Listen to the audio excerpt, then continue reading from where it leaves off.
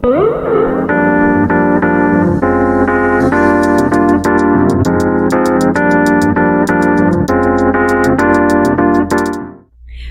rising to everybody. Hello. I literally just got finished with a Tantra client, so I thought this would be a great opportunity to talk about Tantra. I'm just gonna pop that in there. Okay, so Tantra. What in the heck is Tantra? So I'm gonna just tell you from my perspective what I've learned, what I've come across. But Tantra predates any religion. It's from India. It's like said to be 5,000 years old. And then also there are practices back in Atlantis days that were, I believe, considered Tantra. They weren't called Tantra at the time, but it was like the same premise. So there's all different kinds of views of how this came to be. However, in the mainstream days now is what we would call Neo-Tantra. So that's like Eastern, Western, basically combining your spirituality with your sexuality. Now, the Western world wants to really sexualize, really take that sexuality piece around Tantra and think it's just about sex. And I'm here to tell you that it's not entirely. It's a good portion of it, because just like life, sex is a part of life, how we create life. But it's really more about creating this safe container to really discover your sexuality, because you are a very sexual being, God-given. And how to utilize your sexual energy, how to cultivate that to actually help you become more aware, have a more blissful understanding of life, and then also in your intimate times to be able to communicate well, connect on a deeper level. It doesn't have to be animalistic and mechanical. It can literally be this like beautiful, sacred time that you take out for you, yourself, and your partner, and just explore. Because we do live in the physical realm. We are human beings. However, we're also spirit. So we can connect on a deeper level, combining the Tantra teachings, which have breath work. We have breath work, we have meditation, we have these beautiful connective exercises that we can do. It just depends on who you're going to and what your practitioner can provide you. And of course, their knowledge and teachings from what they've learned. But for me, it's like a chance for you to be fully self-expressed, for you to really embrace your desires, the things you think about, things that your brain normally tells you that you can't have, and just really get it, really understand what it is for you that lights you up, that brings you pleasure, whether that's intimacy in the bedroom or outside of the bedroom. Hence this channel, Beyond the Bedroom, and beyond, I should say. And it's just this beautiful feeling, because our job as tantrikas is to take you out of your mind, becoming more into the present moment and allowing yourself to feel in your body sensations, emotions, things that come up, and just let them be. So this naturally can be arousing. This naturally can bring on, for men, obviously they would be having erections and such. And interestingly enough, the point is to control that energy. It's not actually to release, because we want it to stay within the body. When males ejaculate, anatomy sense, okay? From a spiritual perspective, you're giving away life. You're giving away your life force energy. And that depletes you. And because you're in the physical form, that actually can age you, which I've been told. So it's in men's best interest as they age, decade by decade, to lessen the times they ejaculate. However, that may sound very like, oh, what do you mean? But at the same time, we teach you how to have orgasms without the ejaculation necessarily. We don't need it. It's not a necessity at that point, because they're actually separate entities, ejaculation and orgasm. So when they tandem team, yes, it's a beautiful thing, but we think as humans, that's the only way to do it. So I'm here to tell you that you can be multi-orgasmic. You can have orgasms without ejaculation in the male body. Why? Because both human of male and female variety, and this considers the transgenders and however you denominate yourself as, we all have masculine and feminine energy. This is why the body has the ability to act as if it was a feminine, meaning multi-orgasmic, full-bodied orgasms, how to orgasm without ejaculation.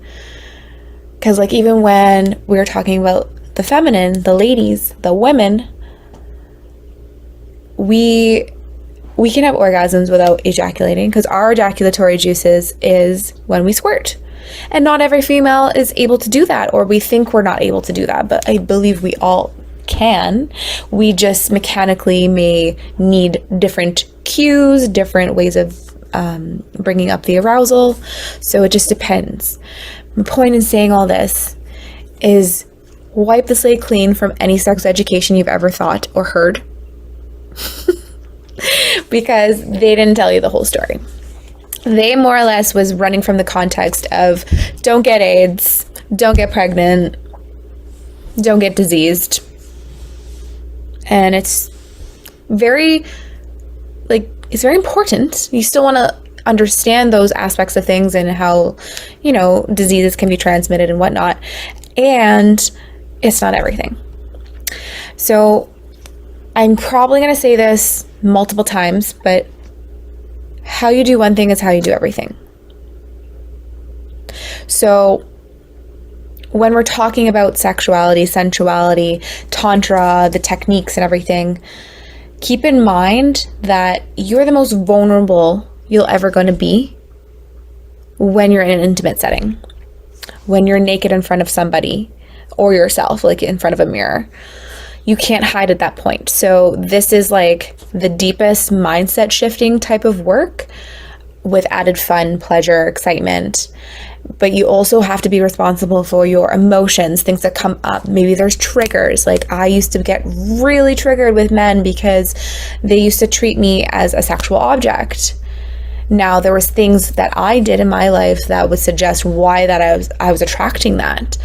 But now that I know the other side of things, it's like, okay, I can use this to my advantage, knowing that masculine and feminine energy is interchangeable and that we both possess it. So there is a level playing field. There is a level of communication that we can uphold, whether you're a male or female or transgender or whoever you denominate as. Again, you're all in the same boat in this conversation because we're talking about energy. We are energetic beings first. So, Tantra. Why would anyone want to do this? Why would anyone dip their toe in sensuality and the sacred art of Tantra? Well, people are always looking for something new. Sex sells, which is really silly because this isn't about sex, but at the same time, you hear something about it and you're like, ooh, I'm intrigued. Now, some people get disappointed finding out what it was really about or how it's conducted. There are also people out in the world that denominate themselves as a tantrika or that they do tantric massage, and they're actually strictly erotic. Now, there's nothing wrong with erotic massage. If you want that and that's your jam, please go enjoy yourself. It's your God-given right to enjoy pleasure. And at the same time, it's not Tantra. So just to be in a house of integrity, don't call yourself tantric if you're not doing the sacred teachings from Tantra, like the breathing. We have like eye gazing, we do yab yum, there's these beautiful communication activities you can do, and it's really about slowing down. And it's not to have an expectation, not to have an end goal. This is why when people come in and they expect to have a release or ejaculate, it's like, that's not what this is. Now, that is a natural order of things, and that can very well happen.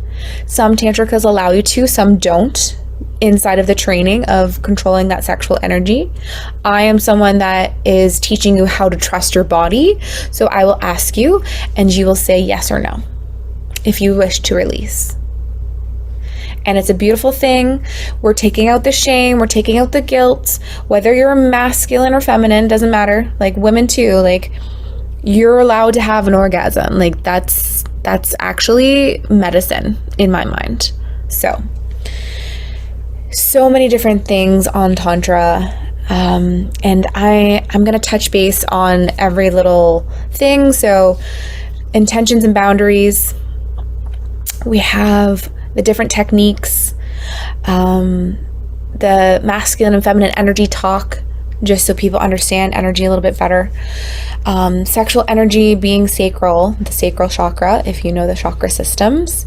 You don't have to get heavily into the spirituality of things if you don't want to as the recipient, the client. But for myself as a practitioner, it's in my best interest to uphold the spirituality, the essence of the sacredness of everything that goes on. But there's so many topics around what this can do. It can help stress relief. It can help with any physical ailments of premature ejaculation or erectile dysfunction. I have clients that are well into a 20-year marriage but lack intimacy. So that is a very good thing that you can go as an individual or a couple and start enhancing your life that way. I have had reviews of people being more confident in themselves, not just in the bedroom, but like meetings at work, or I've never spoken up in this way before, and all these beautiful things. So it's not just for intimacy. It's not just about your sexy time.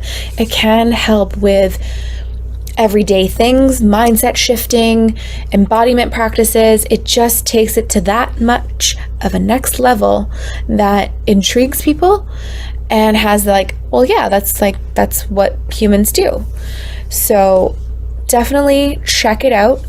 If it's not with me, I have some highly recommended people in my community that would love to have you as a recipient of Tantra, just to discover and feel and understand that you're more than just your body.